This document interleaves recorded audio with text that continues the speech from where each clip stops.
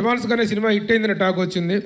అంటే business point of వ్యూలో already on table profit అనేటువంటిది అని యాక్చువల్గా ఇంకోటి ఏంటంటే ఈ సినిమా ఒక ఎంటర్టైన్మెంట్ జోనర్లో తీసిన ఈ సినిమాకి వెనక ఖర్చు కానీ ముఖ్యంగా వెనక పోస్టర్ చూస్తుంటే ఒక రోమన్ సెటప్ కనిపిస్తుంది. ఆ గెటప్లు ఏంటో ఇంకా డైరెక్టర్ గారిని అడుగుతాం. As far as the budget is concern and as far as the business part is concern ఏం చెప్తారు మీరు? సార్ కంఫర్టబుల్గానే అయిందండి. It's good. We're very happy. Product కూడా చాలా బాగా వచ్చింది. మీకు బిగినింగ్లో చెప్పినటువంటి ఒక బడ్జెట్ కానీ ఒక లిమిటేషన్స్ ఉంటాయి, దానికి మీ సినిమా అయిపోయిన తర్వాత ఉన్నటువంటి దీనికి మ్యాచ్ అయిందా? మ్యాచ్ అయింది. Same. Are happy with the production and with the result? Very happy and very table profit. Are you in table profit no? చెప్పండి. We are happy and we are happy. Very happy. Very good. Director గారు sir, అది ఏంటి ఆ background ఏంటి? ఆ getup, అది Roman getup setup? అదొక Vikings setup sir. అది ఏంటి చెప్పండి. రామకృష్ణ అడిగితే కాదా నేను పంచులు ఇస్తాడు. ఈ సినిమాకి బై డిఫాల్ట్ డైరెక్షన్ చేసింది నేనే సార్. యాక్చువల్లీ ఆయన షార్ట్కి వచ్చి నన్ను అడిగేవాడు, చేయొచ్చా, చెప్పచ్చా, ఇలా లాగచ్చా, ఈ లెన్స్ పెట్టచ్చా అని. ఏదో తీసుకోపోవా అని చెప్పేవాడు నేను. అసలు డైరెక్టర్కి ఇవ్వాల్సిన మర్యాద ఏమాత్రం ఇవ్వట్లేరు మిస్టర్ రామకృష్ణ సార్. డైరెక్టర్ ఏంటి సార్, నా best friend sir. Director secondary sir, నా బెస్ట్ ఫ్రెండ్ సార్. మేము ఇద్దరం కలిసి నారాయణ కాలేజ్ గేట్లో బయట నిలబడ్డాం సార్. షూట్లో టెక్నీషియన్స్ అందరూ కూడా సడన్ గా తిట్టుకునేవారు. నిజంగా గొడవ అవుతుందేమో అని అందరూ చూసేవారు. ఒక 2-3 నిమిషాలు నిజంగా పడేది అందరికి. చూసి మళ్ళీ వెళ్ళి ఏంట్రా అందరూ అలా షాక్ అయ్యారు. టైం బాగలేక డైరెక్టర్ అయ్యాడు పాపం. అవును సార్. నేను టైం బాగలేక ఆయన దగ్గర యాక్టింగ్ చేస్తున్నాను sir. Bank bros. Very good.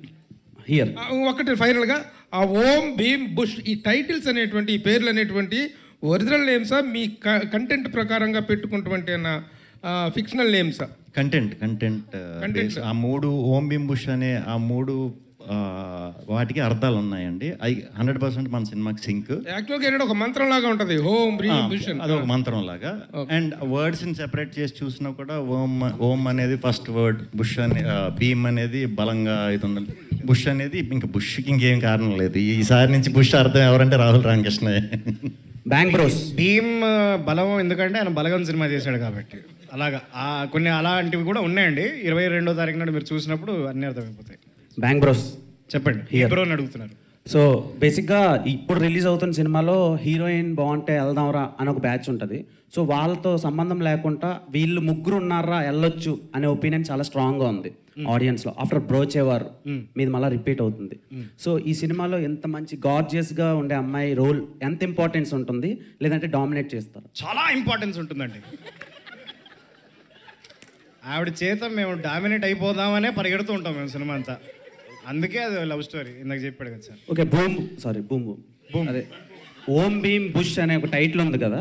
ప్రతి ఒక్కళ్ళు చిన్నప్పుడు వాళ్ళ లైఫ్లో ఏదో ఒక విషయంలో ఈ మ్యాజిక్ జరిగితే బాగుంటుందిరా అనిపిస్తుంది. అవును సార్. సో ఈ టైటిల్తో ఈ సినిమాలో ఏదైనా మ్యాజిక్ జరుగుద్దా? మ్యాజిక్ జరిగింది సార్. ఆయన లైఫ్లో జరిగిన ట్రాజిక్స్ అన్నీ ఈ సినిమాలో magic sir. Okay. And Harsha గారు సార్ చెప్పండి. మీరు హుషార్ సినిమా అండ్ రౌడీ బాయ్స్ 2 సినిమాలు చాలా యూనిక్గా యూత్ఫుల్ ఎంటర్టైనర్స్లా తీశారు. సో ఈ సినిమాని మేము ఎలా ఎక్స్పెక్ట్ చేయొచ్చు? ఫ్యామిలీ ఆడియన్స్ కూడా వెళ్ళొచ్చు. మీకు ఆ 2 యూనిక్ అనిపిస్తే ఇది యూనికెస్ట్. ఓకే. చాలా మంది హుషార్ మూవీ ఫ్యాన్స్ అడుగుతున్నారు. సో హుషార్ సీక్వెల్ ఏమైనా రాబోతుందా? అది రాహుల్ డేట్స్ ఇస్తే చేస్తాం. ఓకే. Thank you. రామకృష్ణ గారు. ప్రియదర్శి గారు. నా పేరు ఎవరో అరగంట తర్వాత నా పేరు పలికారు. ఒక నిమిషం మాట్లాడతారు. చెప్పండి. ఎవరండి అమ్మా చెప్పండి. కాదు రామకృష్ణ గారు అని అన్నారు. ఆవిడ అన్నారండి. ఆవిడని అడగండి. ఏమండి మీరు అన్నారా లేదా? అన్నారు కదా. చూడండి ఇక్కడ స్టేజ్ మీద కూడా డామినేషన్ అండి. ఎక్కడన్నా కనీసం 1-2 క్వశ్చన్ అన్న చెప్పండి. సో అంటే డైరెక్టర్ మీకు స్టోరీ చెప్పిన తర్వాత అవునండి ఇందులో లాజిక్ లేదు అనిపించింది, మీరు మళ్ళీ శ్రీ విష్ణుని అడగడం జరిగింది అన్నారు. ఎందుకు అనిపించింది? లాజిక్ లేని స్టోరీని ఎలా యాక్సెప్ట్ చేశారు? ఫస్ట్ ఆయన కథ చెప్పిన తర్వాత మేము హోటల్లో కూర్చొని లంచ్ చేస్తున్నాం అండి. సో కథ చెప్పిన తర్వాత నేను ఫస్ట్ రెస్పాన్స్ ఏంటంటే బిల్లు కడతావా లేదా అని అడిగాను ఫస్ట్ వాడిని. ఇప్పుడు ఈ సమాధానం లాజిక్ లేదు కదండి. లేదు కదా. సినిమా కూడా అలాగే ఉంటుందండి. సో శ్రీ విష్ణు గారు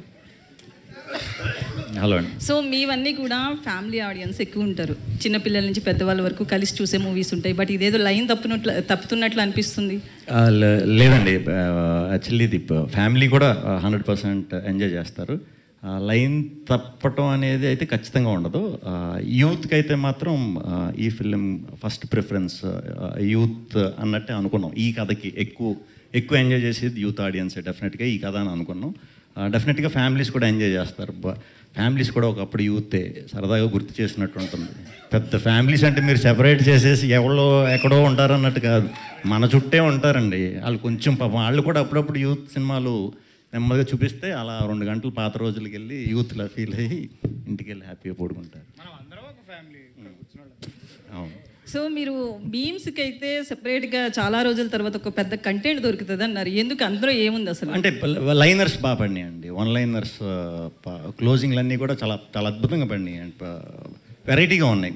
ఈ బేసిక్గా ఇటువంటి ఇప్పుడు మీమ్స్ అని మీరు ఇప్పుడు మీమ్స్ అని అంటున్నారు, ఒక 5-6 సంవత్సరాల క్రితం అట్లా మీమ్స్ అంటారు మెమ్స్ అంటారు కూడా తెలియదు, చాలామందికి తెలియదు.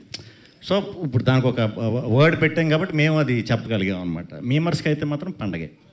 సో లాస్ట్ మూవీ చూస్తే కనుక సామాజిక వర్గంతో సైలెంట్గా వచ్చి చాలా పెద్ద హిట్ కొట్టారు. సో ఈ మూవీ మీద మీరు ఎంత కాన్ఫిడెంట్గా ఉన్నారు? ఎందుకంటే ఇది కామెడీ ఒక సెపరేట్ ట్రాక్లో వస్తుంది.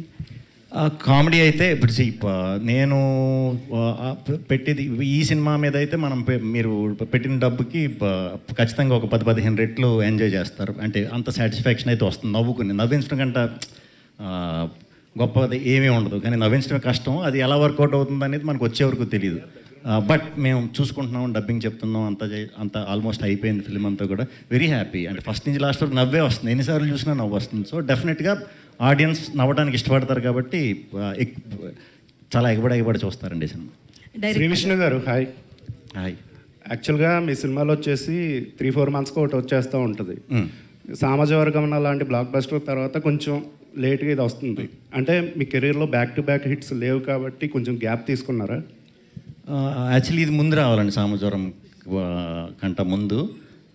బ్యాక్ టు బ్యాక్ ఇప్పుడు దాకా నా ఏది రాలేదు అసలు. లాక్డౌన్ వచ్చే వరకు నాది 2 ఏళ్ళకి సినిమా వచ్చింది. మీరు జాగ్రత్త చూస్తే ఇదవుతుంది. లాక్డౌన్ మనం స్ట్రక్ అయిపోయాం కాబట్టి ఇంట్లో నేను చేసిన 3 సినిమాలు ఇంచుమించు 1 సంవత్సరంలో వచ్చినాయి అన్నమాట. సో 6 మంత్స్కి ఒక film is good. Actually back to back సక్సెస్ల కోసం కొంచెం గ్యాప్ తీసుకున్నారా సామాజిక గారు? అలా మనం ప్లాన్ చేస్తే సక్సెస్ ఎలా వస్తుంది? అలాంటి ప్లాన్ ఏమన్నా ఉందంటే చెప్పండి, తప్పకుండా ఫాలో అవుతాను నేను కూడా.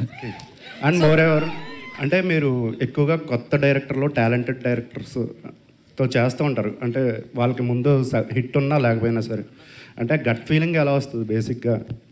కథ బలమైన కథను నమ్మే అంతే. విష్ణు గారు చెప్పండి. So first of all congratulations, trailer చాలా చాలా చాలా బాగుంది. సో ఇంకొకటి ఏంటంటే గుప్త నిధులు అనగానే ఒక చాలా ఇంట్రెస్టింగ్ ఎలిమెంట్ అని చెప్పి ఎప్పుడూ అనుకుంటూ ఉంటారు. సో మీరు ఏ ముహూర్తాన మేమర్స్కి ఇది దొరుకుద్ది అన్నారు, మొత్తానికి గుప్త నిధులు మీనింగ్నే మార్చేసేదట్టు ఒక లాస్ట్ డైలాగ్ చేస్తారు.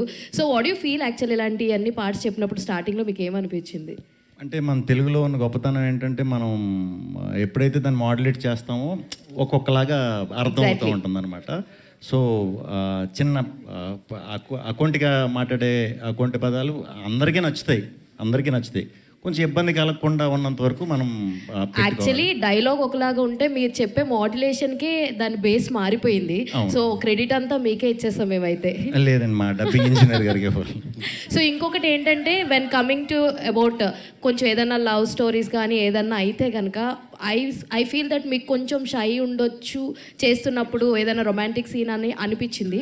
బట్ ఇక్కడ డైరెక్టర్ గారు ఏం చెప్పారంటే లవ్ బిట్వీన్ యూ 3 guys అన్నారు. So how you feel loving these 2 guys? Already మేము బ్రోచే నుంచి కూడా లవర్సే. సో మళ్ళీ లవ్ చేసుకున్నాం అంతే, కొద్ది రోజులు మంచిగా అవుట్డోర్ వెళ్ళి అక్కడికి. శ్రీ విష్ణు గారు సార్, మీకు నాకు తెలిసినంత వరకు మీ సినిమాలో ఒక మంచి ల్యావిష్ సాంగ్ ఉండాలి, బ్యూటిఫుల్ లొకేషన్స్లో ఒక మంచి డ్రీమ్ సాంగ్ లాంటిది ఉండాలని కోరిక కనిపిస్తుంది మీ ప్రతి సినిమాలో కూడా. ఈ పాట అలాంటిదేనా ఇందులో? నా కోరిక కనిపించింది అలాగా. నిజంగా నేనైతే సాంగ్స్ అవాయిడ్ చేయమని ఎప్పుడు అంటూ ఉంటాను. కాకపోతే మీ పాటలు మీరు రష్యాలో డిఫరెంట్ లొకేషన్లో షూట్ చేసి ఉన్నాయి కదా? అవునవును ఉన్నాయి. అంటే క్యారెక్టర్ అంతా ఒకలా ఉంటుంది, ఆ ఒక్క పాటలో మీరు ఒకలా ఉంటారు. అవునవును. ఇది లావిష్ అని కాదండి, యాక్చువల్లీ వీళ్ళు ఒక క్లబ్ మెయింటైన్ చేస్తారనమాట. క్లబ్ అన్నప్పుడు కొంచెం మనం కలర్ఫుల్ లైటింగ్ ఇదంతా ఉంటుంది కాబట్టి చాలా బాగా. అలాంటి పాట కూడా ఉందా ఈ సినిమాలో? ఎప్పుడు సినిమాలో ఉండేలాగా అవుట్డోర్ మంచి ఫారిన్ లొకేషన్లో